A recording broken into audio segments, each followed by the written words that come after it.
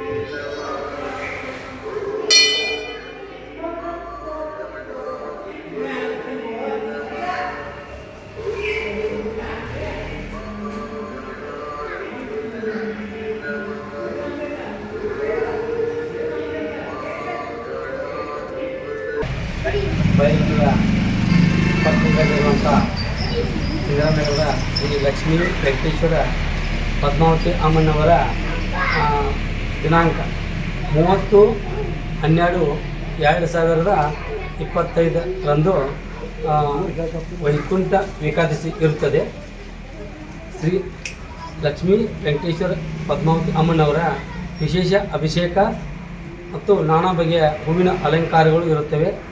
ಆದ ಕಾರಣ ಬೈಲಹೊಂಗಲ ಹಾಗೂ ಸುತ್ತಮುತ್ತಲಿನ ಸಮಸ್ತ ನಾಗರಿಕರು ಶ್ರೀ ಲಕ್ಷ್ಮೀ ವೆಂಕಟೇಶ್ವರ ಪದ್ಮಾವತಿ ಅಮ್ಮನವರ ದರ್ಶನವನ್ನು ಪಡೆದು ಪುನೀತರಾಗಬೇಕಂತ ತಮ್ಮಲ್ಲಿ ವಿನಂತಿಯಿಂದ ಕೇಳಿಕೊಳ್ಳಲಾಗುವುದು. ಸರ್, ಪ್ರತಿ ವರ್ಷ ಮಾಡ್ತಿರ್ತಾರೆ ಅಮ್ಮನವರ ಏಕಾದಶಿ ದಿವಸ.